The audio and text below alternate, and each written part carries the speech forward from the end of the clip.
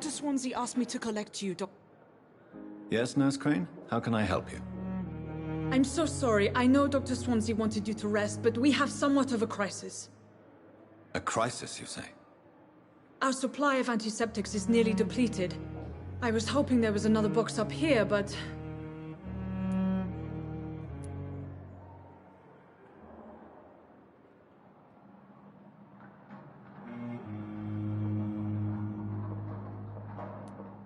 Sorry. There's nothing here. Some of the patients won't last the night without them. Honestly, sir, I'm beside myself. I may have a solution. In France, during the war, drugs shortage was a daily problem, and we had to use our wits to overcome the shortages. However do you mean?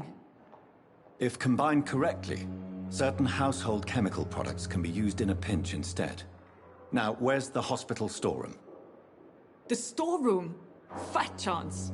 This is the Pembroke, and space is luxury we don't have. Everything used to be stored in the old morgue. Perhaps I should look there first.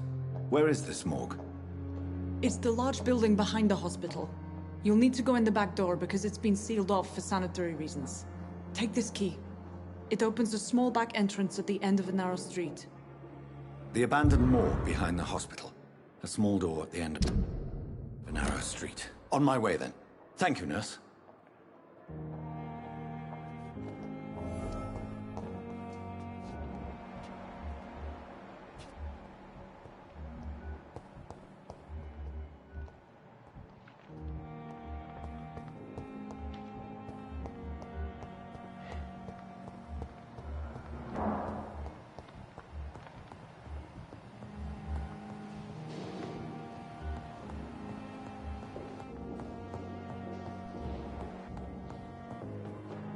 Yes, Doctor?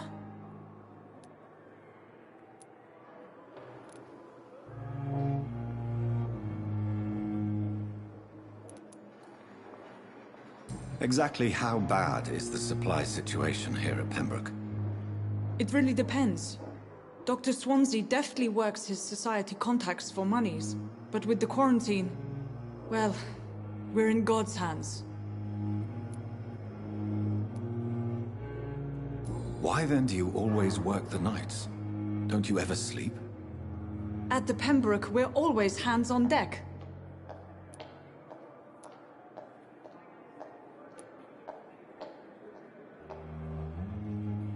Lack of sleep and the medical profession always ends in disaster.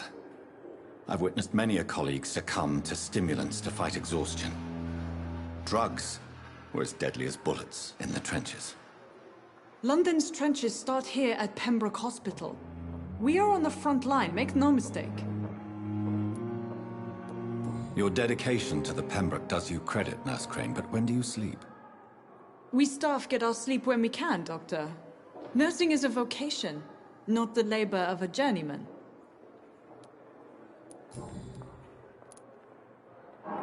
Please, could you point me in the direction of the morgue again?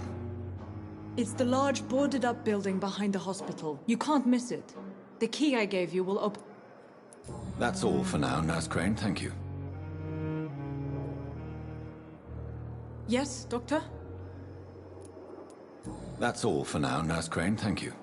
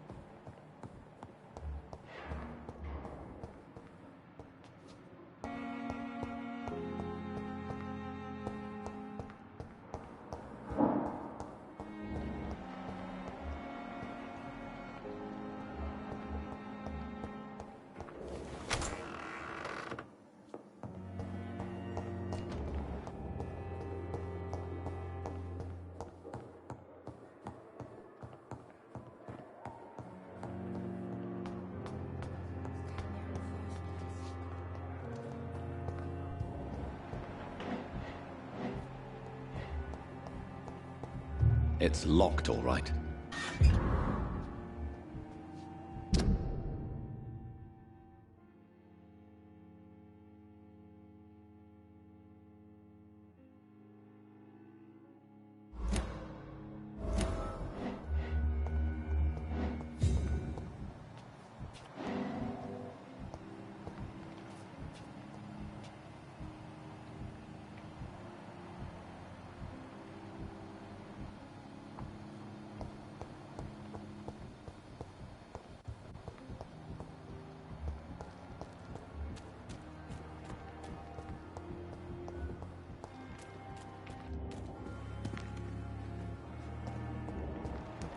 It's locked, all right.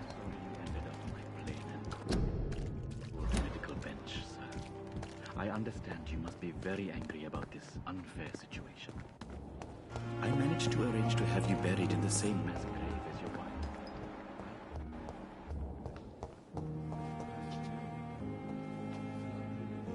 Good evening, Doctor. I believe we're going to be working together. Dr. Reed. Dr. Swansea informed us of your arrival, but I could not dare to believe we'd have such good fortune. Such an honor, sir. Thank you. And you are? I am Thoreau Strickland, Dr. Thoreau Strickland. I'm a great admirer of your work, Dr. Reed.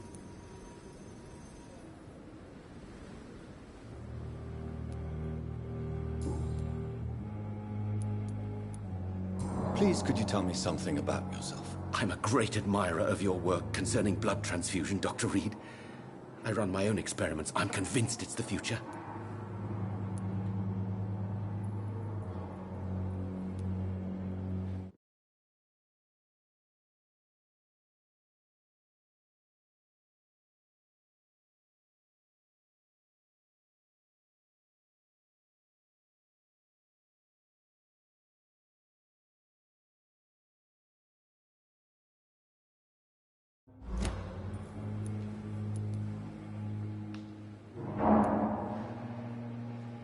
What made you choose to be a doctor? I'm not ashamed to admit you and your work have inspired me. I am honored to have the opportunity to work by your side. It's always a pleasure to share scientific and medical knowledge with someone eager to learn. I'll be glad to help you if I can. This epidemic may be the century's most terrible disaster, but I'm convinced that we, as doctors, are the only ones able to defeat it. I based my technique on my mentor's research. He helped me perfect my method. What is yours? I'd rather not talk about it. For now, it's just theories and first approach. My process is purely experimental and unsuccessful. As long as you're cautious and methodical, you may remain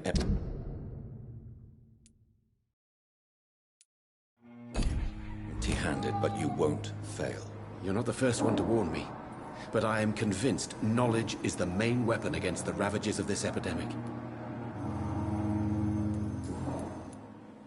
What can you tell me about the Pembroke? Well, it has always been an honor to work with Dr. Swansea. But with your arrival, I can't think of a better opportunity to learn about blood transfusion.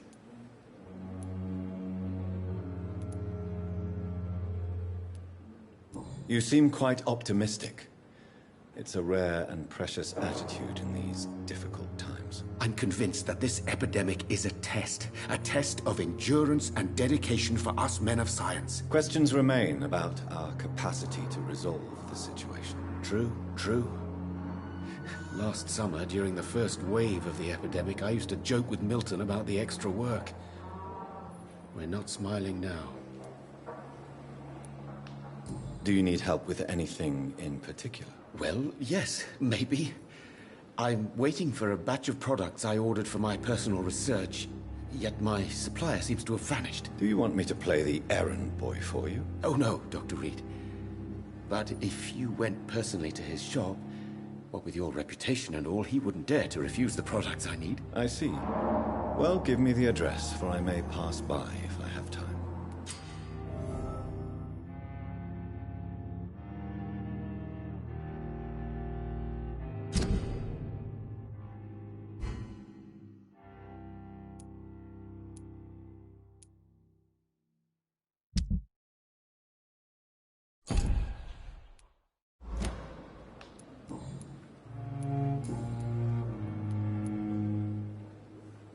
Goodbye, Dr. Strickland.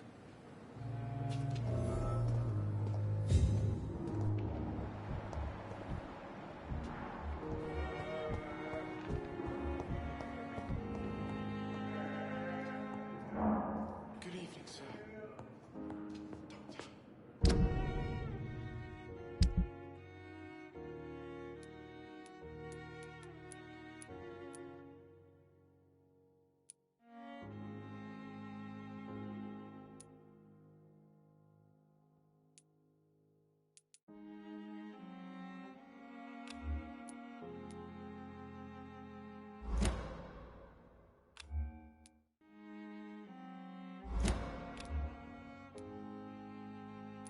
We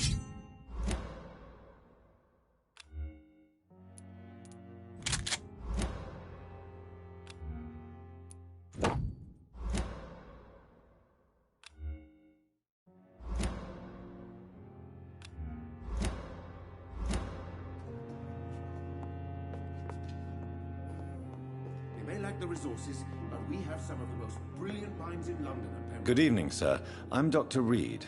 I believe we're going to be colleagues. Reed? Does my arrival inconvenience you in some way, Dr. Ackroyd? Let us just say that I don't particularly share Dr. Swans's enthusiasm for hiring you.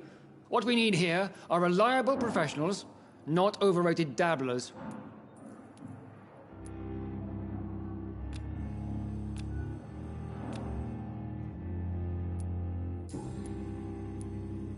If you have a problem with me, Dr. Ackroyd, please feel free to tell me. Dr. Swansea has imposed your presence on this hospital without asking anyone's advice. The benefit of his position. But I don't agree with it. I know we've never met before, but I believe this hospital could use all the help it can get. You will agree with that, I'm sure. Oh, but I have heard about you, Dr. Reed. Of course, you can't say the same about me, since I have not wasted my time courting the press.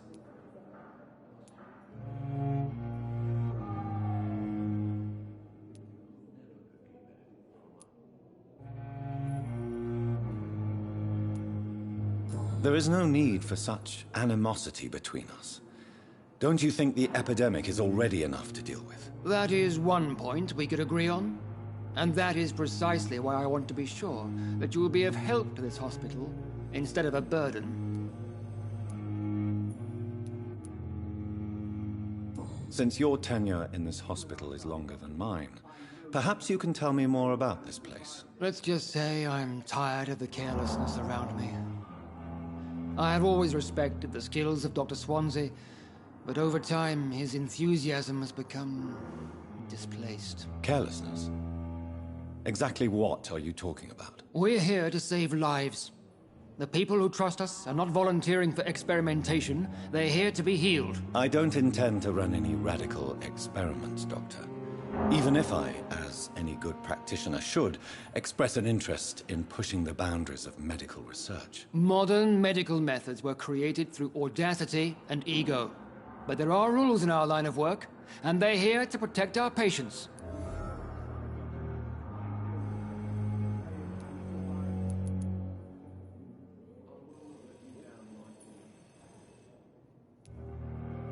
Tell me, Waverly, what do you think of Dr. Strickland's enthusiasm for his experimental research? Strickland is playing with his patients' lives for pride and glory. Now that, sir, is unethical. Are you thinking about something in particular? Harvey Fiddick needs delicate surgery. I believe we should stick to the usual procedure, but my young colleague obviously disagrees.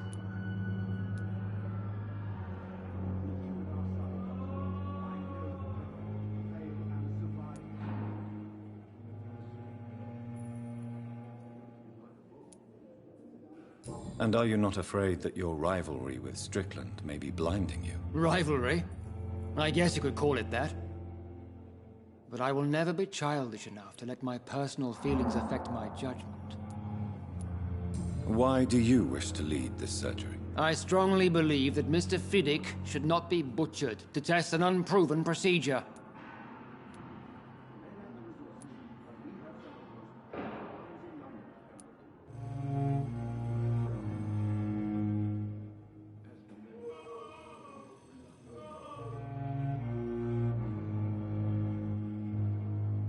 Other people may say that's too conservative a point of view. Conservative? And what are you going to say to Mr. Fiddick if he loses his arm because of the operation? Because that's what's going to happen if the surgery is a failure.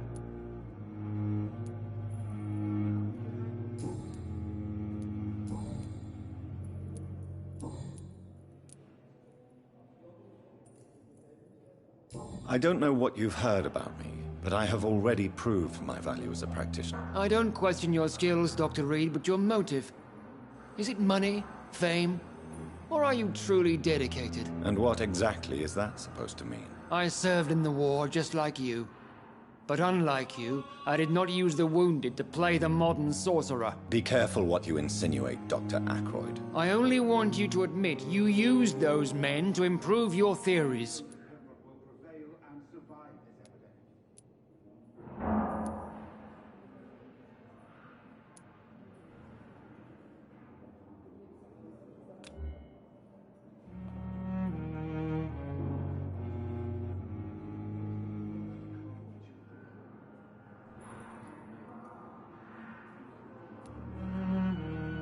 Knowledge has always been and will remain our main weapon, and it has always come at a price.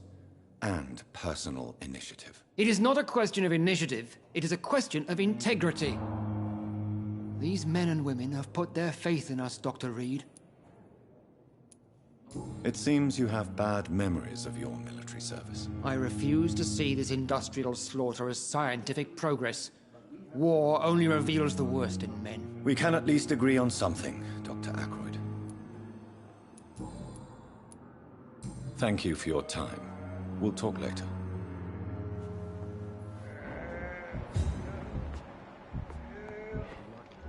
Come now, we can handle this.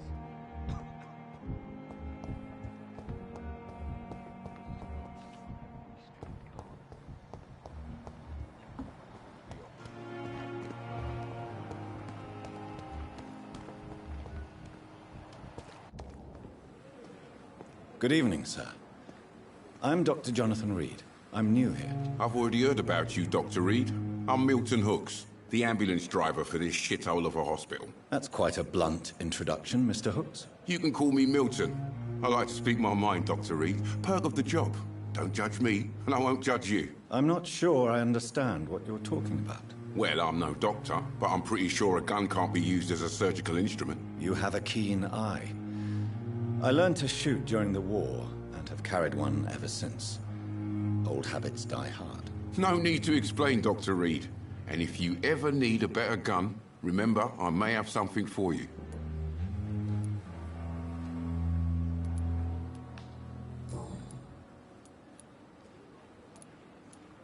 How is the situation around here? You want to hear the situation is all right? It's fucking awful.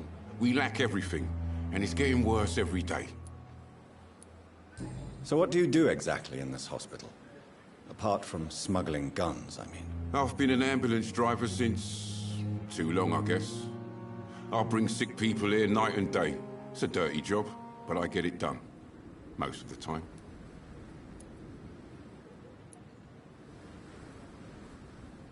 It sounds like things have been a bit rough recently. What's happened? Yesterday I got attacked by the patient I was bringing here. I escaped through the hospital's garden, but I lost my wallet when I was running. You left an infected patient outside the hospital? That's incredibly dangerous. Go there yourself if you want, but be careful, Doctor. I'd rather not bring your dead body back. Since you're on the front line, how is the sanitary situation in this vicinity? It's a complete disaster. It's even getting dangerous to enter some streets or buildings. Even the locals attack you. Are you really smuggling weapons through the hospital? And why not? I've already been attacked by patients, you know. And by gang members willing to steal my money. But you're not defending yourself. You're selling guns to civilians. You keep people alive your own way, Doctor. I offer them another way to protect their health.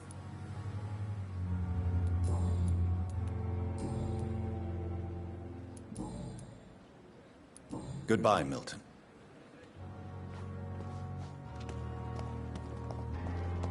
Another night of the glorious battalion.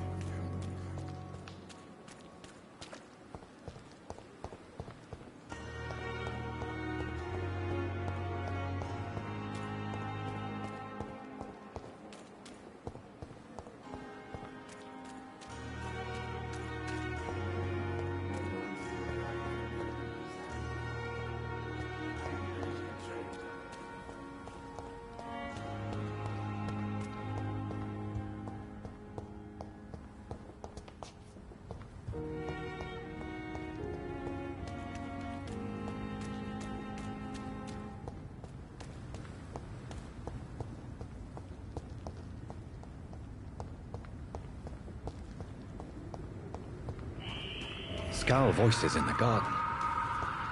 I should investigate. If they were to find somebody...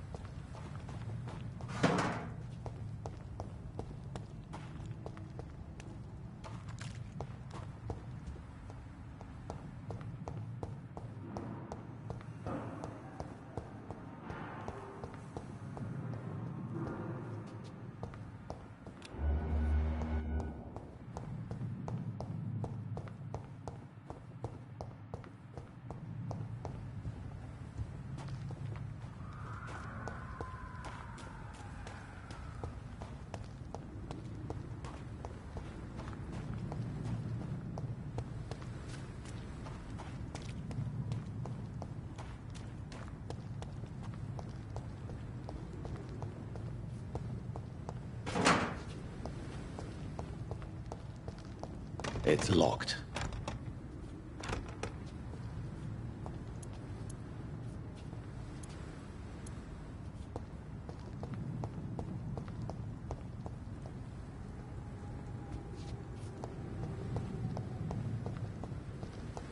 I cannot enter.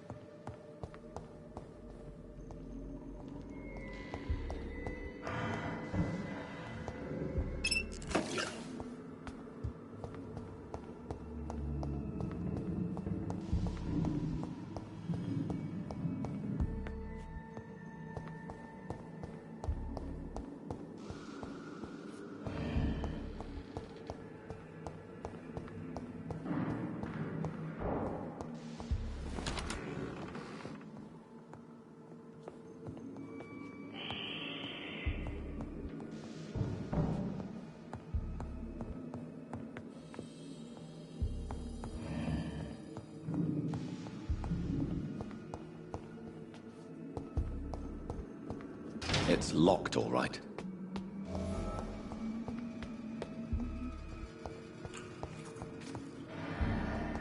Balls of Mars. Fortifiers. As popular as they are ineffective. But they do contain iron tartrate, and that might prove itself useful.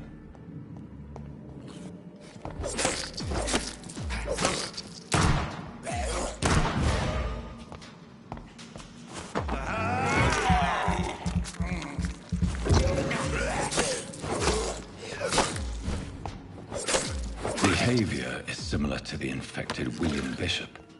Must be the same strain. This sickness moves faster than influenza.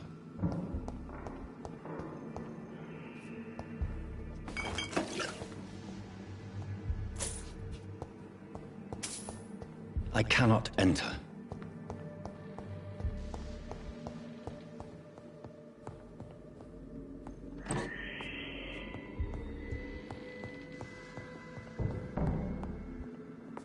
This key will surely grant me access to the basement.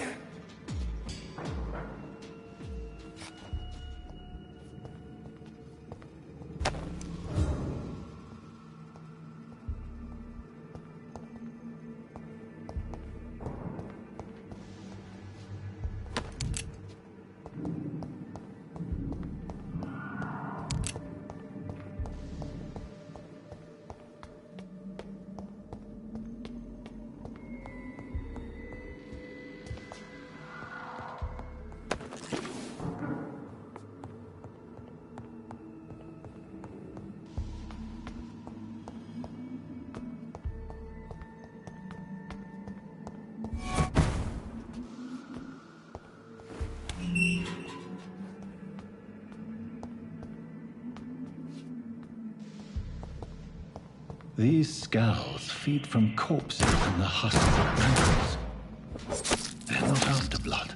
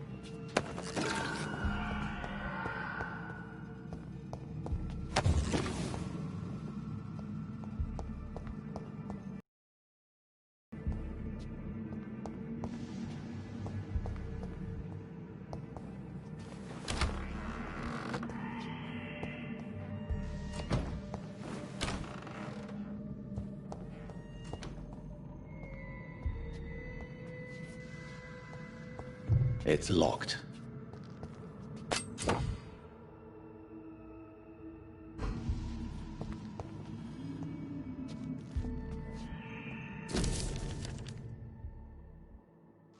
Mr. Connor's injuries don't match the report. I'd better look into this. Traces of a pinkish foam at the corner of the lips. Some sort of drug overdose, perhaps? Multiple abrasions and scarring on the arms and legs. Old and distinctive injuries of a sailor or a fisherman. The chest was originally opened to perform the operation. The sutures are clean, but the chest has been reopened.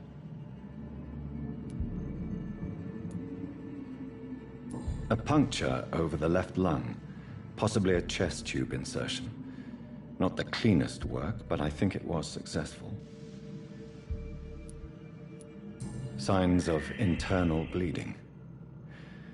So, Dr. Tippett's anesthetics were incorrectly dosed, causing the patient's death. And then he tried to operate on him again. Tippett has made an egregious error. It's time we talked.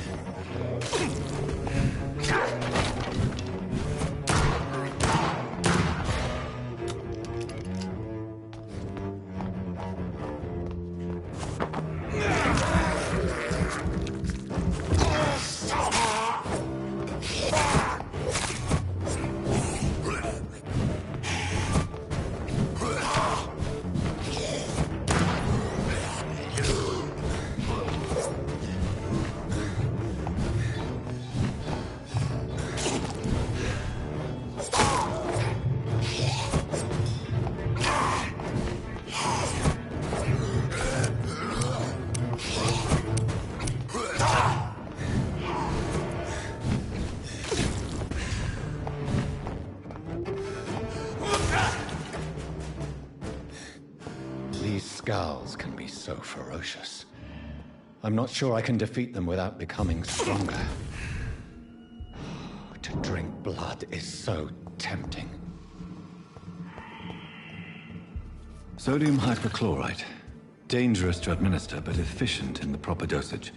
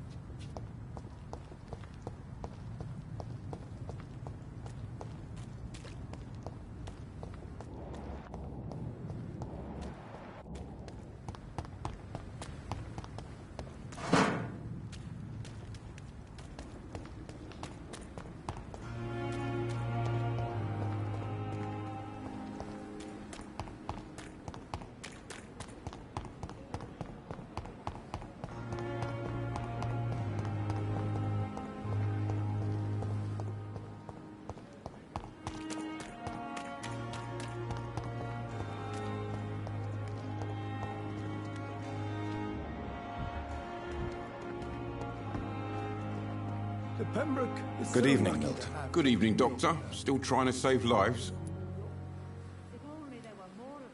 I have some good news, Milton. What? The epidemic's over? I retrieved your wallet, with all the money and a certain picture. Well, yeah, Pippa Hawkins is my girl. So what? Is it the difference of skin colour that bothers you? Not at all, Milton. Good.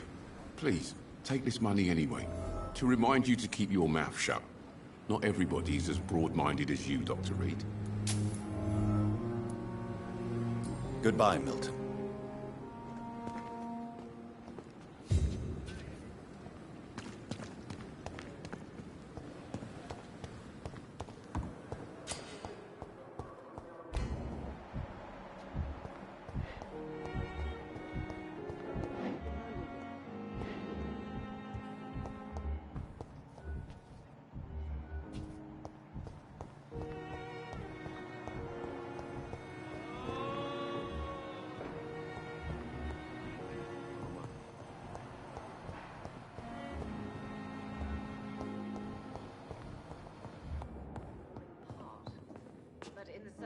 Finally, you've returned, Doctor.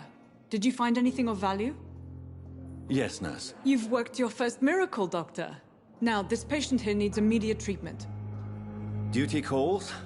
When the storm has passed, I'll show you how to mix the remedy yourself with the same basic ingredients.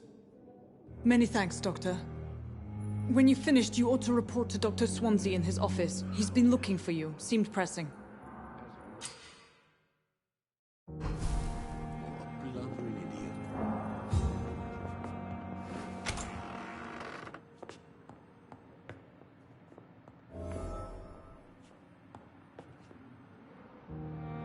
Good evening, madam. Can I help you? It's my son who needs you, sir. I'm Dr. Jonathan Reed. How can I help your son? I'm Beatrice Goswick, mother of Mortimer Goswick. Could you check on him, please, Dr. Reed?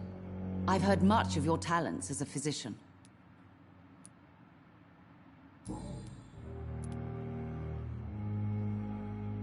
What can you tell me about yourself, Mrs. Goswick? Not much to say. Just take care of my Mortimer and I'll cover all the expenses. That's all that matters. I'm all right. Don't waste your time with me. Are you really that rich? Most of the patients here are of a more humble origin, if I may say so. Yes. Thanks to my husband. May he rest in peace. I can cover any needed medical expenses. May I ask if you have an occupation, Mrs. Goswick? I'm a teacher by profession. I teach young women who are more ambitious about their futures than their families. What do you think of your reception here? Any complaints? I have had the uttermost reservations about this hospital since we arrived. But we had no other choice, considering the state of emergency. Is there something in particular that's bothering you? Some of the staff were not especially welcoming. I suspect they're not accustomed to dealing with patients of such social standing. Tell me more about your arrival at the Pembroke Hospital. What gave you such a bad first impression? The ambulance driver was quite rude, for a start.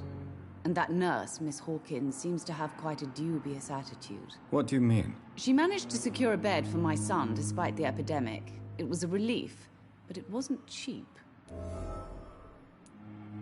She charged you for a bed? Yes, and I paid without question, considering the urgency of the situation. I share your concern, Mrs. Goswick.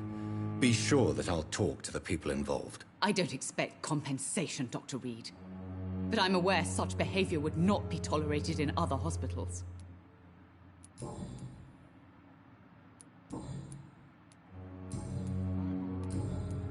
Goodbye, Mrs. Goswick. Good evening. I'm Dr. Reed. Can I help at all? No, Really? Why are you here, then? I don't want to talk. My throat hurts too much. I suppose that this pain is the reason you're here. Is someone taking care of you? Yes. And no. Could you at least tell me your name, sir? Mortimer. Mortimer Goswick. Do you need any help? I'm afraid I may, sir. I don't mean to be a burden. You are not a burden, sir. Healing you is my responsibility. And you have my gratitude for that.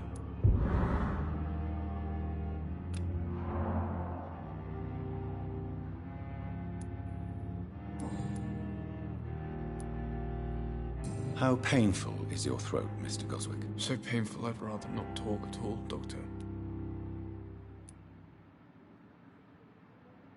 I'm sure you realize a doctor and his patient have to communicate, sir.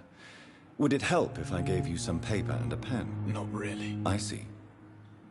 Then maybe it's not just your throat that hurts, Mr. Goswick. Perhaps your sore throat is just the consequence of something more hurtful. Yes, maybe. But I don't want to talk or even write about it now.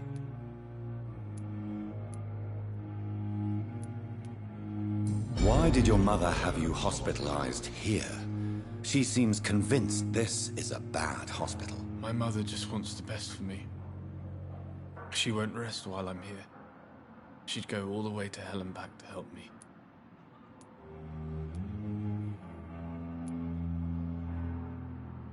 Pembroke Hospital may look unorthodox, but rest assured you're in good hands here. It's not me you have to convince, Dr. Reed. It's my mother. Is your mother bothering you? As your doctor, I can ask her to leave you alone if you would prefer. That's tempting, Doctor. But you have no idea what my mother is capable of. She would tie herself to my bed if you asked her to leave.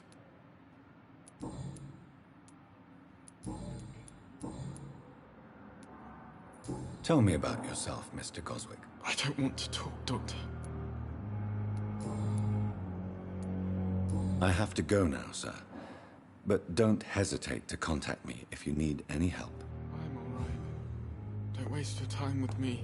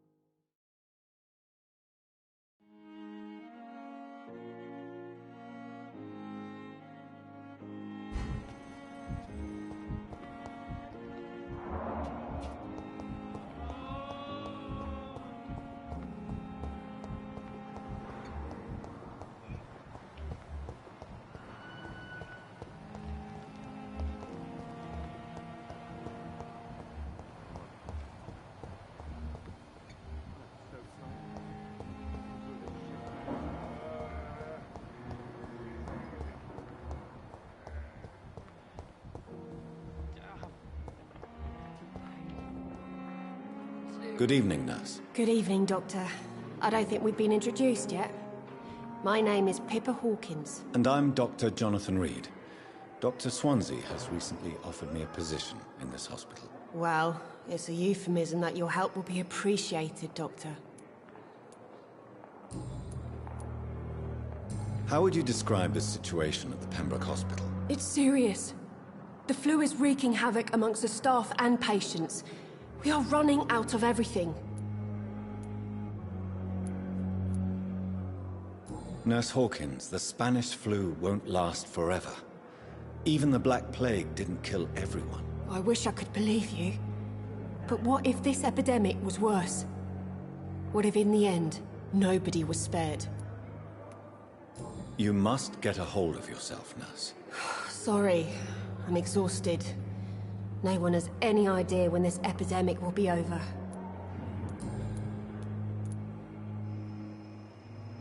How long have you been a nurse? Well, long enough to see that the epidemic is winning. And no matter how qualified you are, don't tell me you'll change that.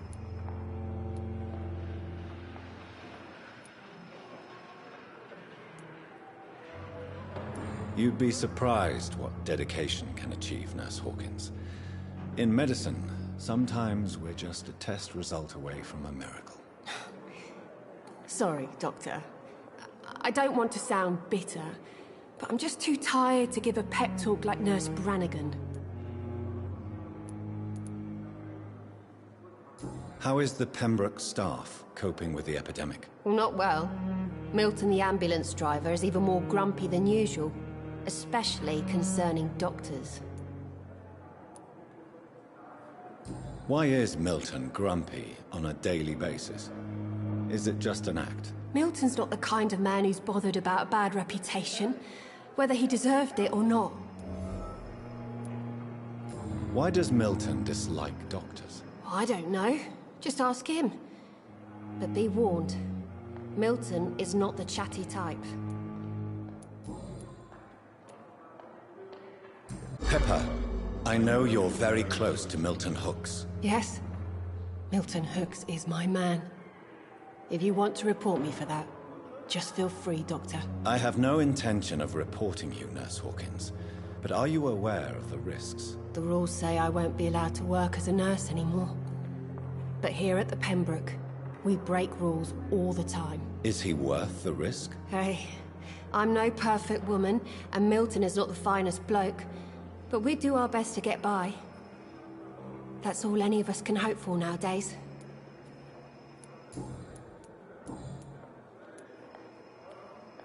Pepper, are you sure you want to leave this hospital? To become a nurse was a little girl's dream. But in the end, I don't feel that useful. I want more. I want to make things change.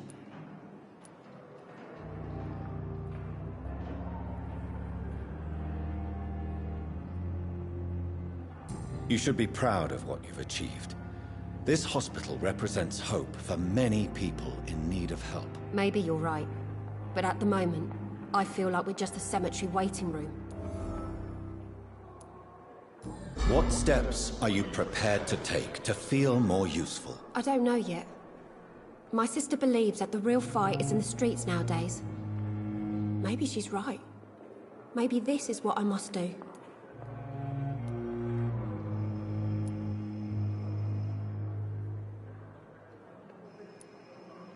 And what about Milton Hooks? Does he share your point of view? For Milton, any change means more comfort and more peace. I disagree. If you feel that saving lives is not useful enough, perhaps it means that you've lost faith. On the contrary, my faith has never been stronger. Maybe we are all just too proud to face up to the fact that science cannot compete with God.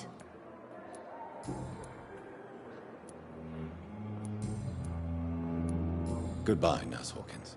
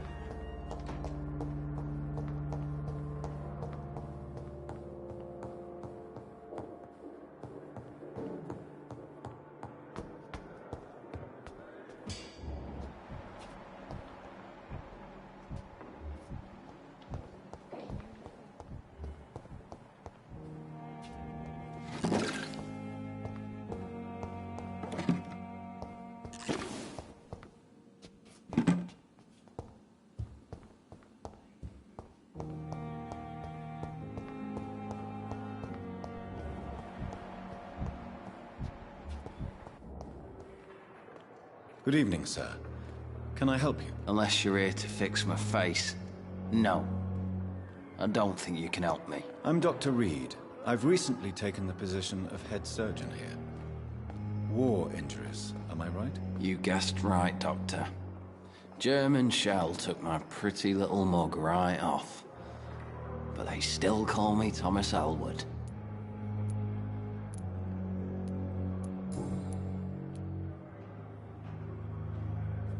How is your stay with us, Mr. Elwood? Oh, it's bliss.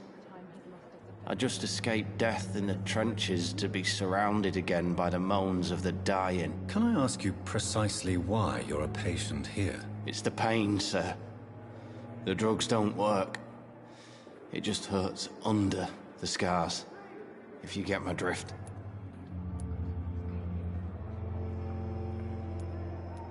Can I do anything for your pain? Nurses gave me a bunch of pills. No effect. Told you. It's like the flames are under my skin, burning away. Who is treating you?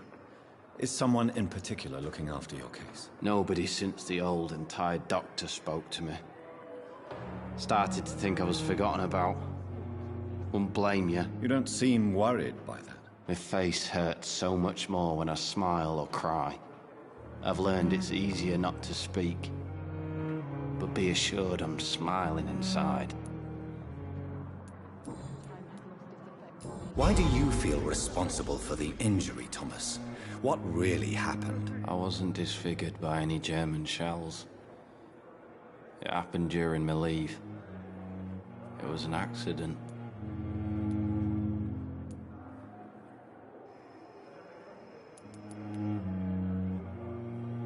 Tell me what really happened then. I went with a whore in Rouen. Dead drunk I was. The hotel was a shithole. There was a fire that night. Did you start the fire? Were you trying to avoid going back to the front? That's not uncommon, you know. No. It's just that I was asleep when the flames reached the room. The girl was long gone. Bitch never woke me up. Left me to burn.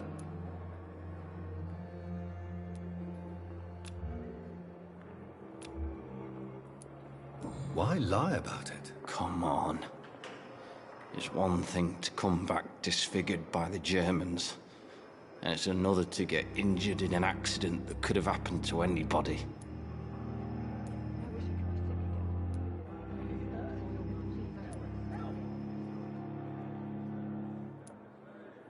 Beauty is not everything, Mr. Elwood. Says Mr. Pretty Face.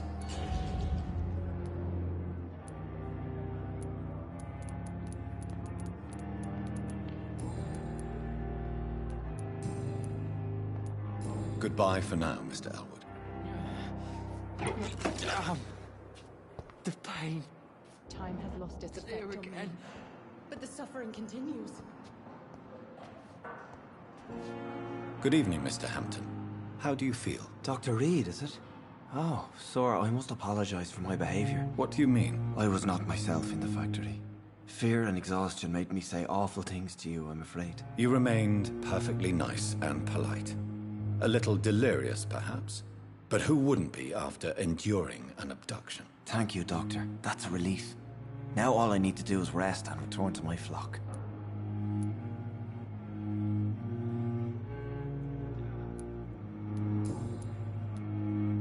How did you end up in William Bishop's den? I had received alarming news about his recent behavior. I went to his place and he refused to let me go.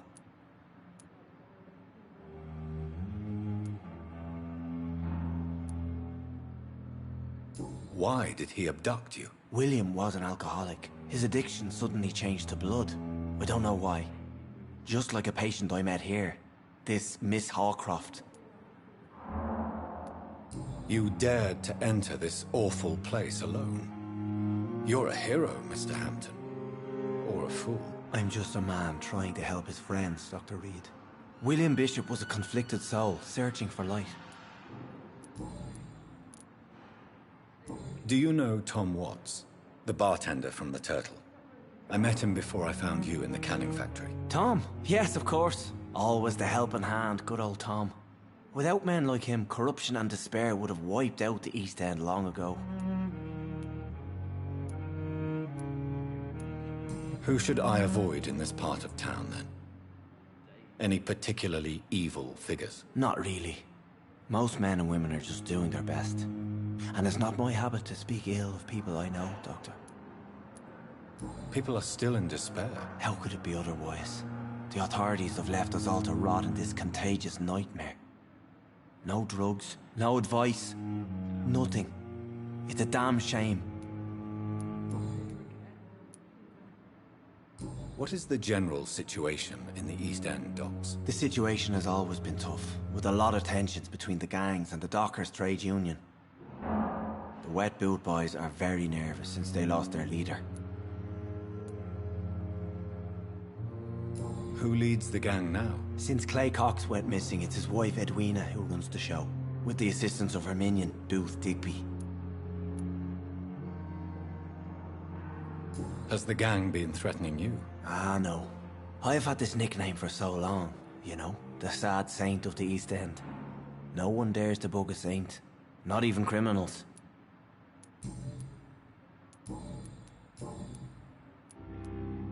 How do you feel, Mr. Hampton?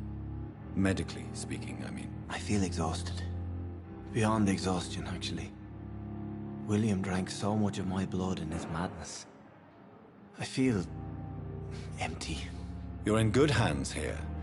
Dr. Swansea is well versed in blood transfusion, and I'm sure he'll take the best care of you. Thank you, sir. I believe all I need is rest, and then I can go back to the people who need me. What do you do for a living, Mr. Hampton? I can't help but notice the cross around your neck. I manage a night asylum for the poor and homeless of the docks, and I try to guide the lost and hesitant on the right path to our Lord.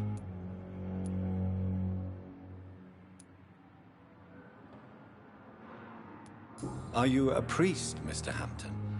A deacon, maybe? Not at all, Doctor. I'm just a man of faith willing to preach the good word. Why didn't you use your cross against William Bishop? To repel him somehow? That's a very strange question, Doctor. A cross is no magical token, if that's what you were trying to say. Not mine, anyway. Have you made friends since you arrived? Not really, but I recognize Miss Harriet Jones. I knew her when she lived by the docks. That poor woman had such a miserable life. You never came to see her here at Pembroke? Receiving visits when sick can be an important part of the healing process, you know. We're not just bodies. You're preaching to the converted now, Doctor. To be truly honest, I thought she was dead. She left the docks many months ago. Goodbye, Mr. Hampton. We'll talk again later. It's locked.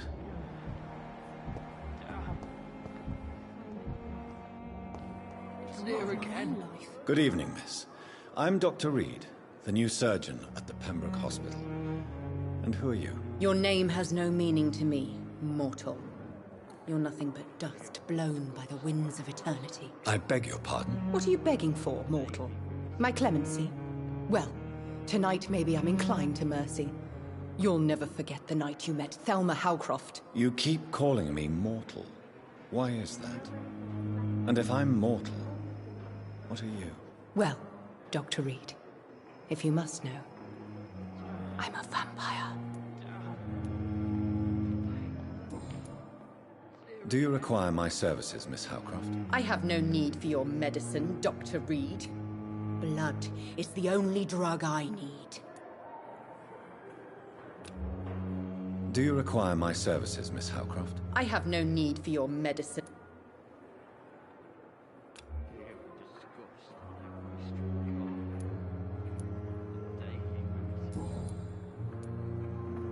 Who are you really, Miss Howcroft? I mean, apart from being a vampire. Is that not enough for you?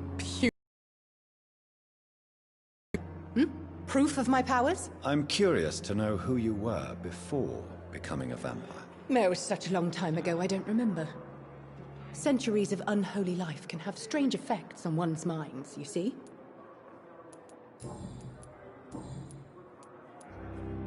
I'm assuming you must be a patient here. Am I right, Miss Howcroft? It's only a cover. To hide from my enemies. I can leave whenever I want. As a woman, a spirit, fog, or bat.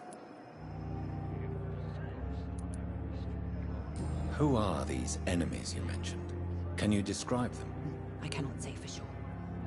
But I sense their eyes on me from nearby. I feel them watching me every time I visit the garden near the morgue. The staff here are not your enemy. They're here to help you, to care for you. I'm not speaking of the doctors in white. I'm speaking of the men and women who hunt me. For I am a vampire! I see. Don't worry. These people will not find you here. I'll personally make sure they leave you alone. Thank you, mortal. But do not interfere with them, for you are no match for those that hunt me. And why do you believe you're a vampire? I don't need to believe anything. It is what I am. It is what I feel within this hollow shell of flesh. Please, describe to me how you feel. What is it like to be a vampire? I can hear my body crumble from the inside as my flesh cracks and fades. I sense the last pulse of postulant blood within my drying veins. I need new blood.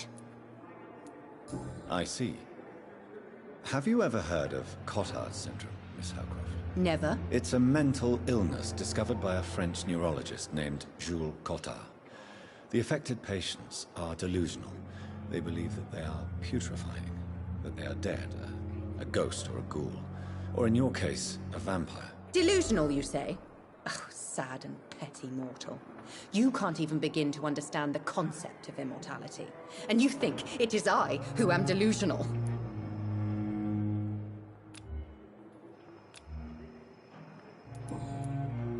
And why do you believe you're a vampire? I don't need to be...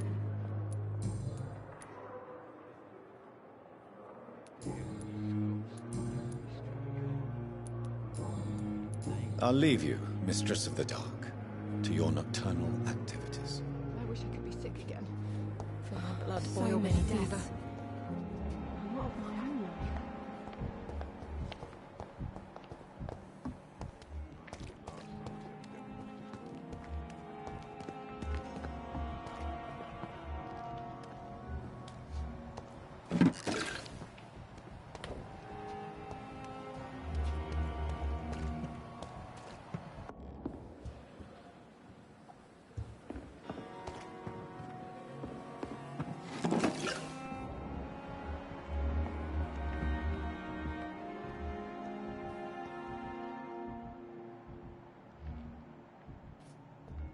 Another night with the glorious battalion of Pembroke.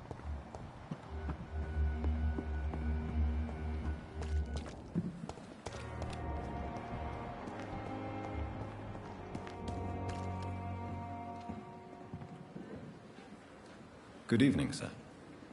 So it is true. The famous Dr. Reed has joined us.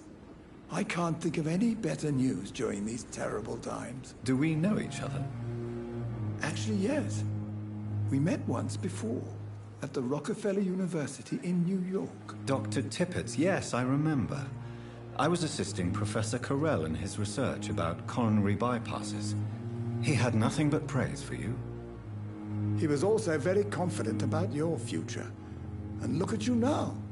Eminent surgeon and blood transfusion specialist.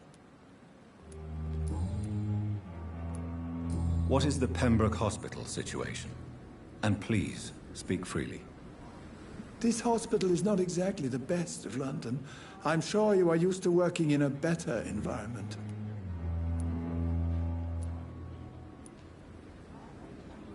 It's more than enough. In any case, the personnel of a hospital are much more important to me than the building. Don't be misled by appearances, Dr. Reed. This hospital does not lack talented people. It just lacks hope.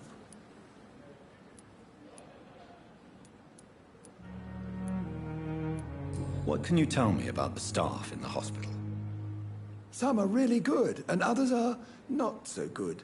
But during this troubled period, there is no time for slander. I prefer to focus on the positive character traits. Tell me more about cherished people, then. Nurse Brannigan is a pearl. She is the most helpful and dedicated nurse I've ever worked with. A clever and cheerful woman. You really seem to admire her skills. I'll go even further. If she was a man, she would be a damn fine practitioner. Any opinion about the management? I don't always agree with Dr. Swansea's reserve, but I must admit he does all he can to keep this facility running during this crisis. Ah, yes, the burden of command. I was fed up with this concept while serving as a medical officer. Don't get me wrong. Swansea's a good administrator. I just wish he would get out of his office now and again.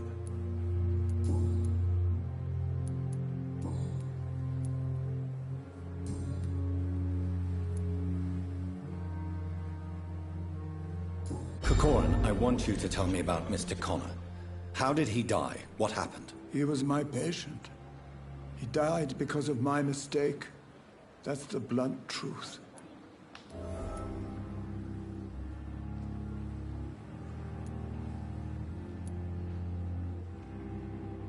Who was this patient? I don't know. Some sick man from the docks, maybe a fisherman. I had no time to talk with him. No one claimed a body. What was the nature of the mistake? It was a twofold error.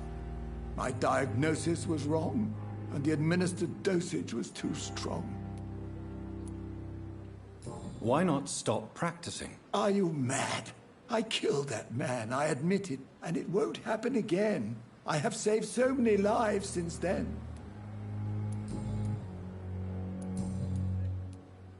Goodbye, Dr. Tippett.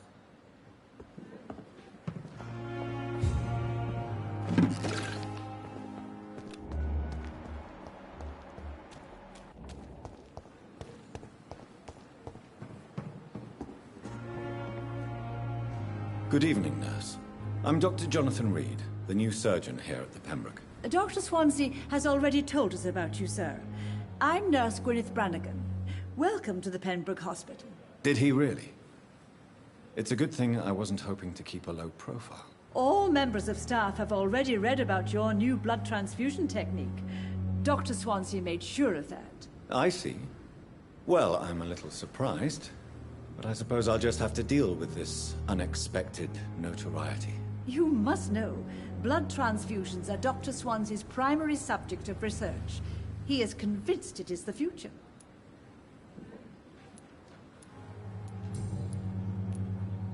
How are things here? Not good, to say the least. We're struggling against an invisible enemy, more lethal than any bullet from a gun. It's hard, Doctor.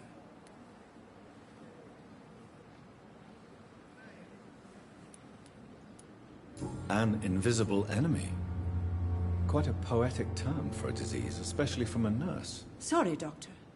These last few weeks have been exhausting. We could all do with a good night's sleep. Do you think this hospital can survive the epidemic? We are all volunteers here, and we're trying to hold fast, but how do we beat an invisible killer? Some nurses have already resigned. I'm not familiar with all the staff yet. Perhaps you could help me. Brilliant professionals, most of them. Dr. Swansea has a gift for recruiting talent. Most of them? Is there a problem I should know about, nurse? It would be inappropriate for me to speak ill of a colleague. Is there anyone that stands out? Well, I have never met someone as dedicated as Dr. Tippett's. He should be a standard for us all here. If only he were younger. Why should his age be a problem? I guess it's fair to say he's always pushing himself to the limits. He just doesn't know when to stop and get some rest. Nurse Brannigan, if you do know something, please tell me. Anything you say will be held in confidence. No. I may disagree with some conduct, but in the end, everybody is doing their best.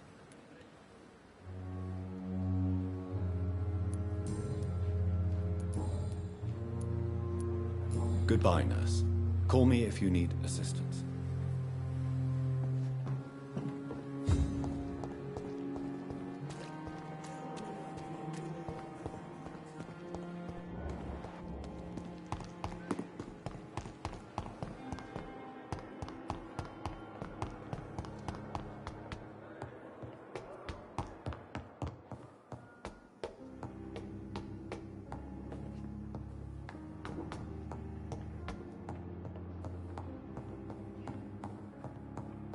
I cannot enter.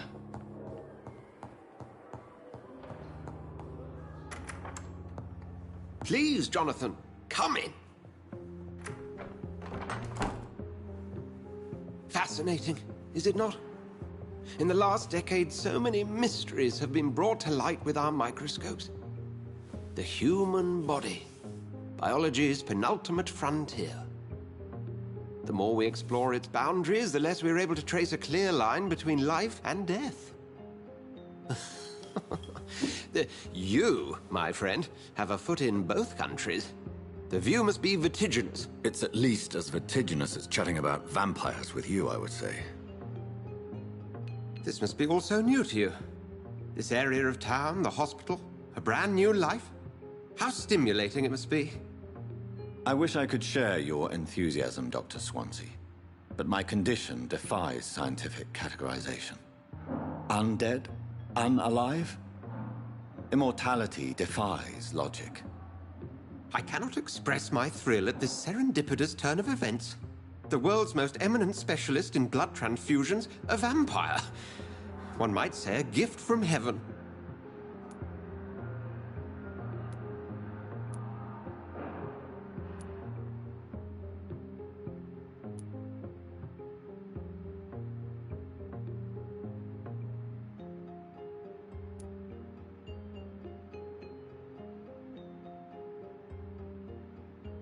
There is an absurd poetry to my situation. Physician, heal thyself. Forgive me. I've been an admirer of your work for a long time, and now you are so much more than a brilliant physician. And please, call me Edgar.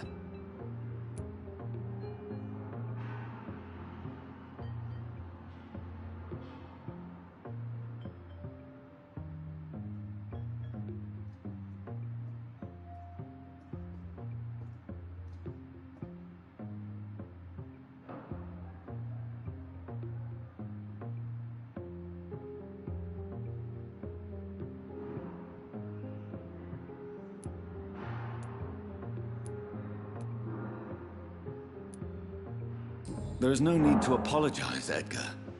You offered me sanctuary when I had none. Very well. I have a task for you, Jonathan. Something that will require all your newfound skills. Please, go on. The Pembroke only survives through the generosity of our benefactors. Unfortunately, our main donor has found herself in a bit of a bind. Now, if you could help her out... A spokesman or politician is what you need. That's not my calling. And until I come to understand what has happened to me, I require discretion. Discretion is in order, Jonathan. Lady Ashbury has recently received rather indelicate correspondence that, if revealed, would jeopardize her position. And you would like me to eradicate this threat? By the stole, of course not. I would just like you to pay her a visit.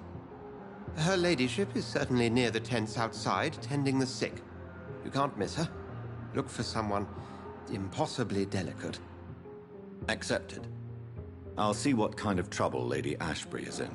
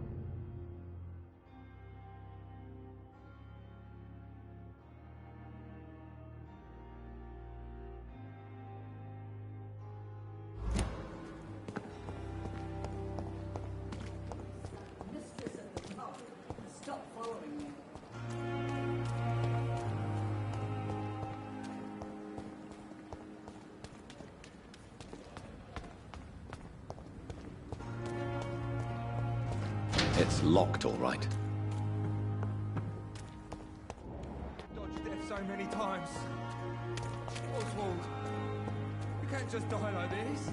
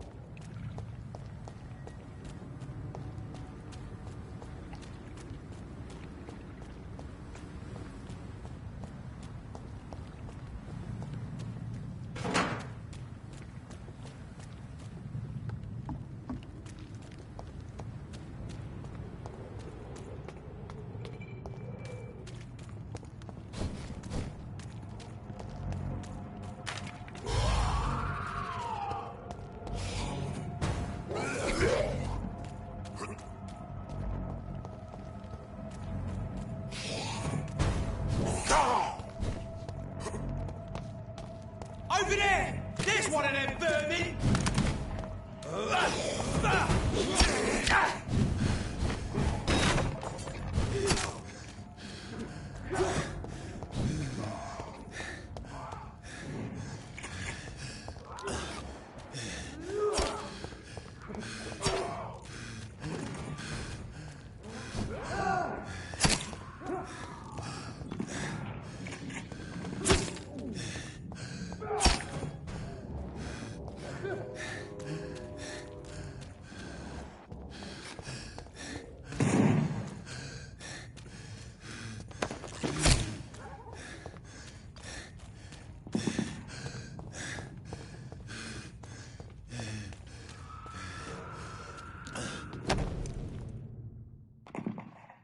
Opium is one of the main ingredients of Strickland's medication.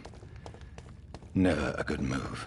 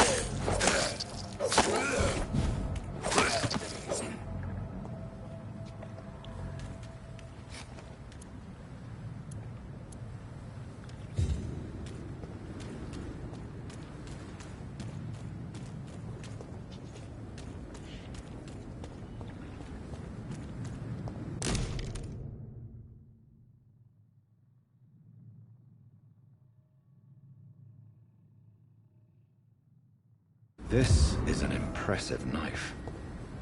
There's a name engraved on the metal. Clay. What kind of man puts his name on a knife?